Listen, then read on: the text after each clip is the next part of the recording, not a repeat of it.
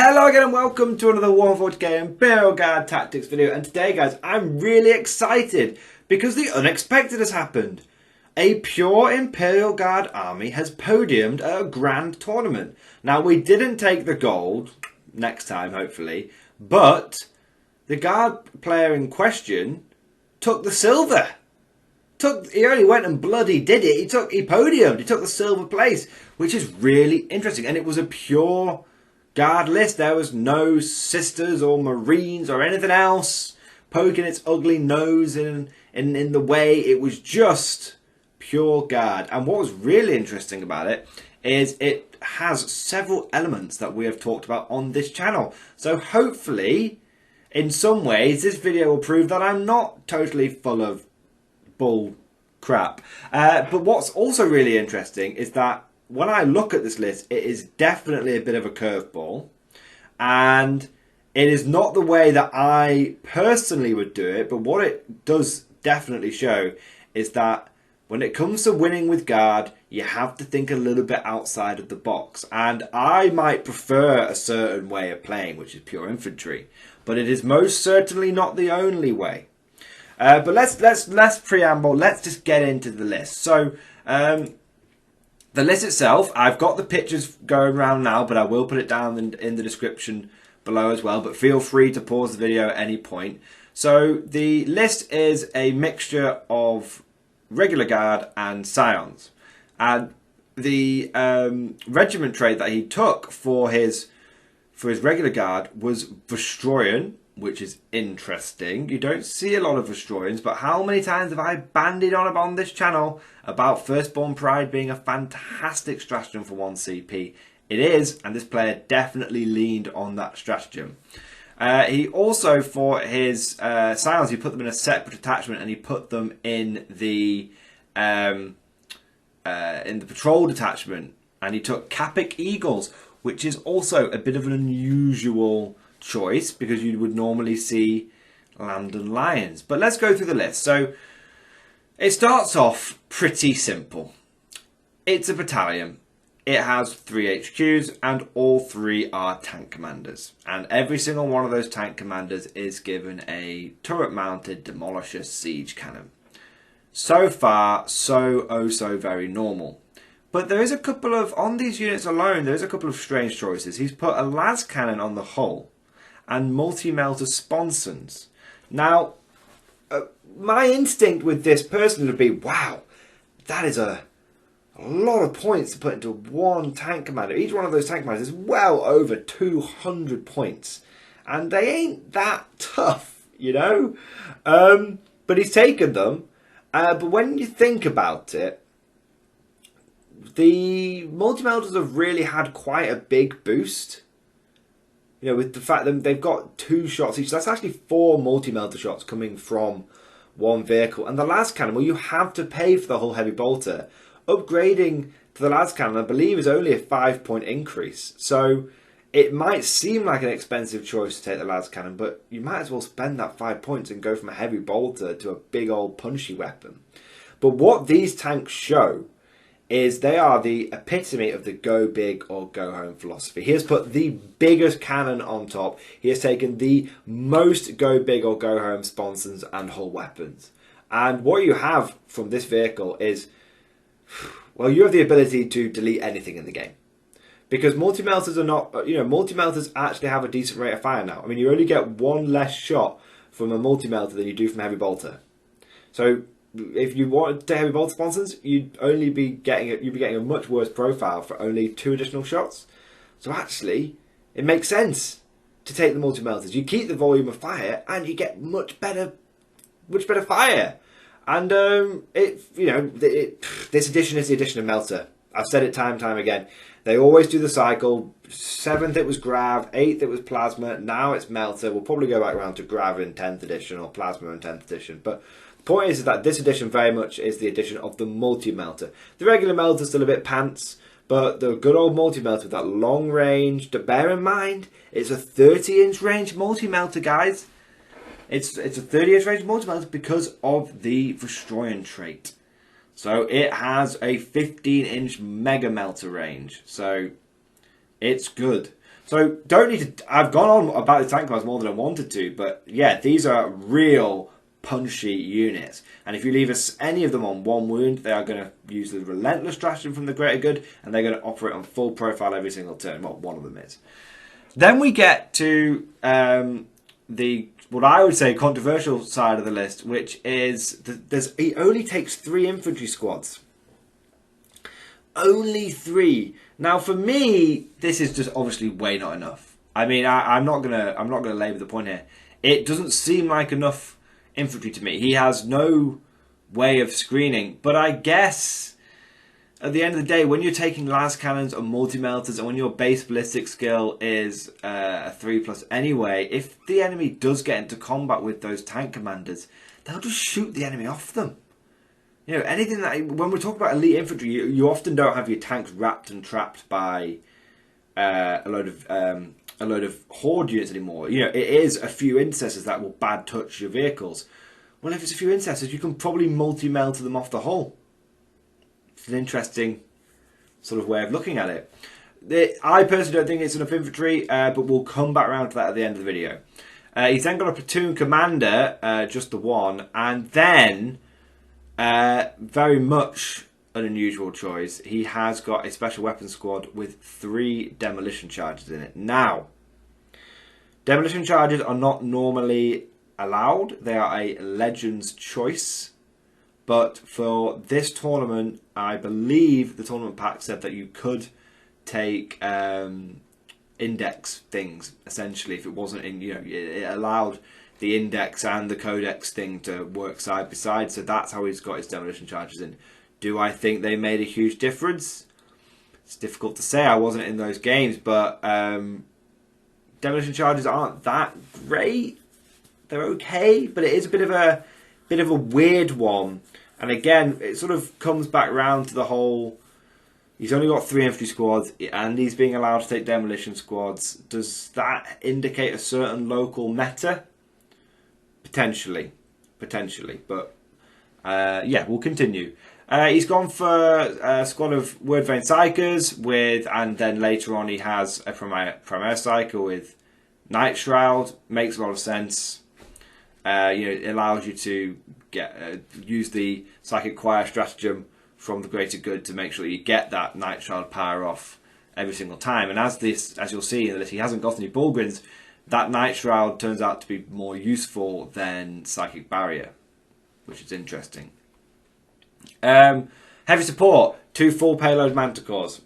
Of course, nothing surprising there. In fact, I did a video, and if I'm clever, which I'm not because I'm not a bonehead, but if I remember, I will put a link in at the end of this video to the video that I did talking about the competitive core to guard armies, which is 3 tank commanders with Demolisher cannons and 2 full payload manticores. This guy literally has the core of the competitive Imperial Guard army, and after that, he's kind of seasoned it for it to work in his own way.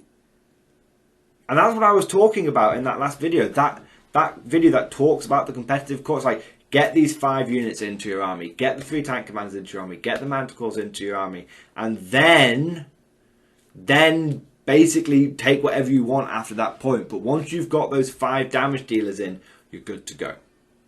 Now, the last heavy support choice he's got is a Malcador Defender. That's a Forge World choice. So again, we've got Legends allowed and we've got Forge World allowed.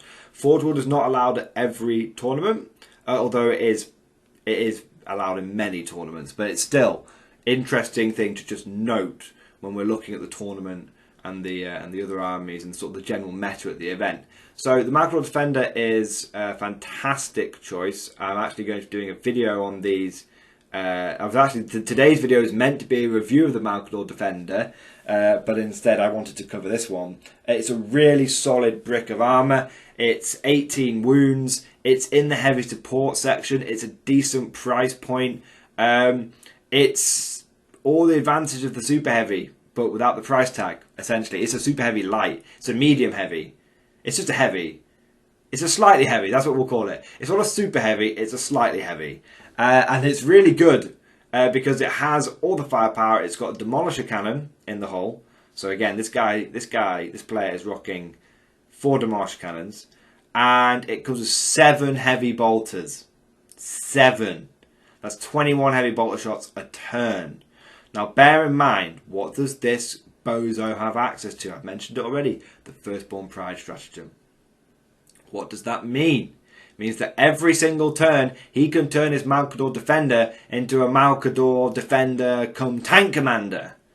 Because he can put +1 to hit on it every single turn for 1 command point.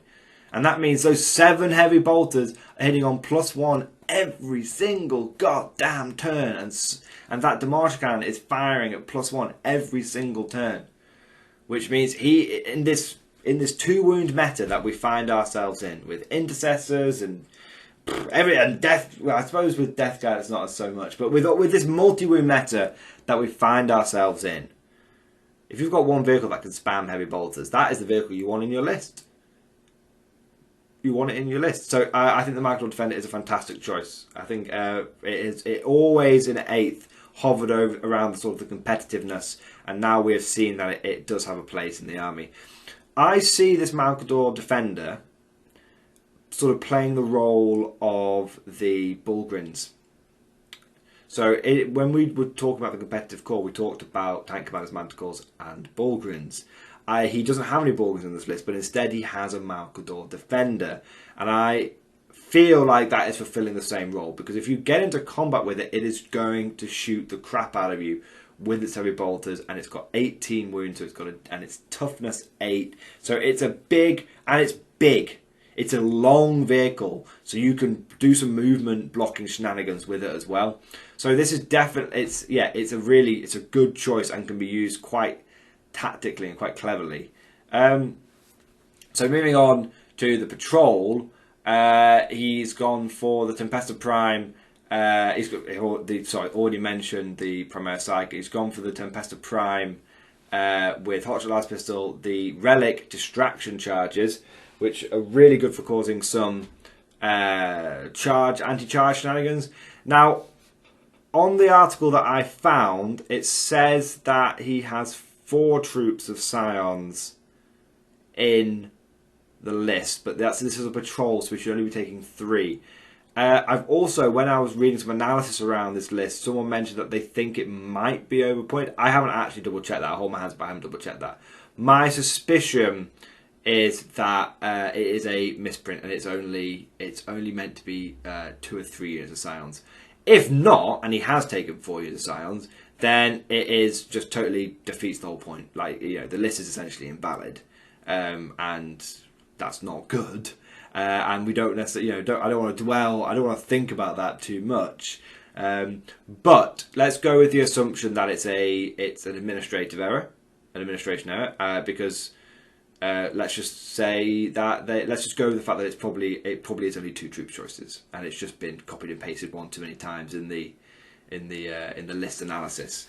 Bear in mind with these sounds, he has gone bare bones on every single one.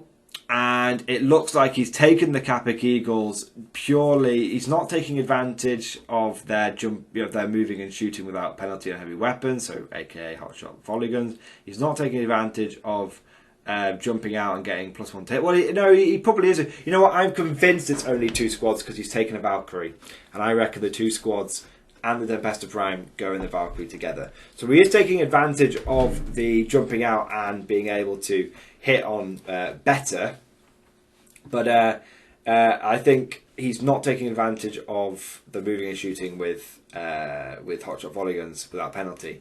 The big thing around this is he's basically taken the Capic Eagles to score secondaries like line breaker, like scramblers, things like that. But I think he's taken those Capic Eagles for the distraction charges, and I'm going to go through what those do now. So distraction charges are the Capic Eagles only relic, and they are found in the Greater Good. They're found on page 66 if you want to know exactly what it is. They're on the bottom right hand side.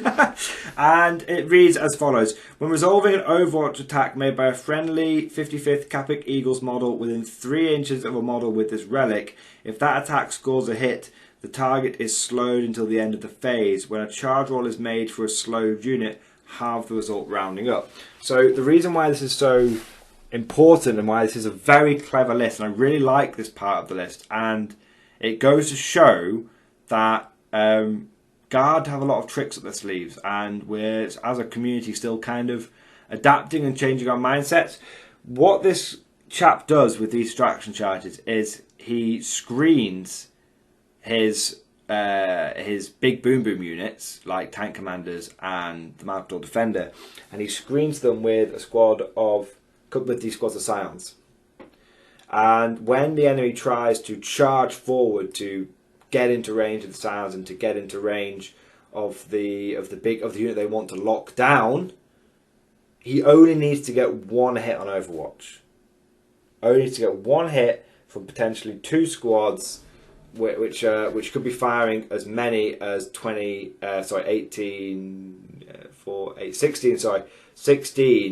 hotshot Lasgun shots.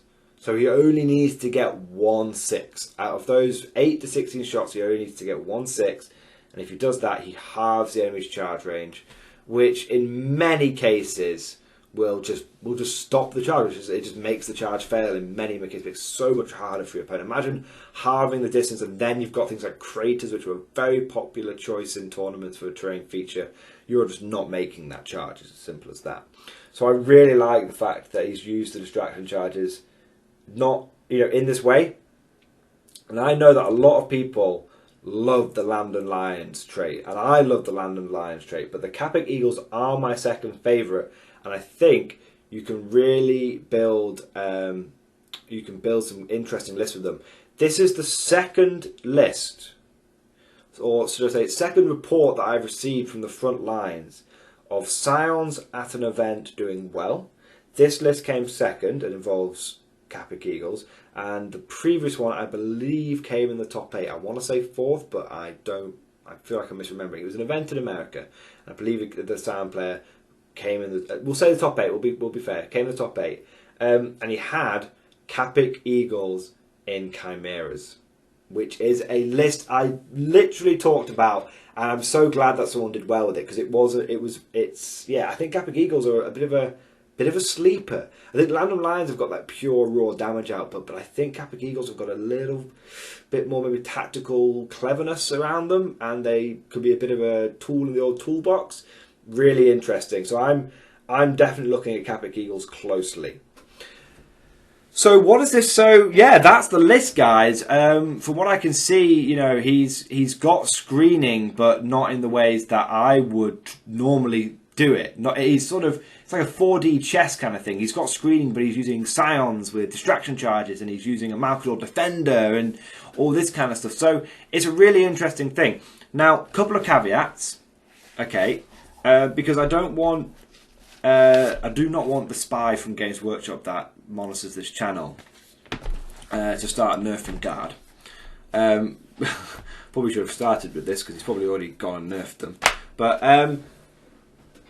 there's a couple of caveats. Number one, this event allowed Legends. This event allowed Forge World. And the list, to me, speaks of a local meta. It speaks of a local meta. Now, what I'm going to tell you now, some of the more experienced players out there will go, okay, yeah, I get it now. This was an event that took place in Brisbane, Australia. Now, some of you might think, what's the big deal? It's a well-known sort of unofficial rule that the Australian meta is just different. It does its own thing. And there's almost no hard science or anything behind this. It's a generally, maybe it's an incorrect assumption, but it's sort of a generally accepted fact that the Australian meta is different. And you often see weird curveball lists do very well in an Australian meta. You still see plenty of meta lists, but you tend to find there's a lot of curveball ones as well.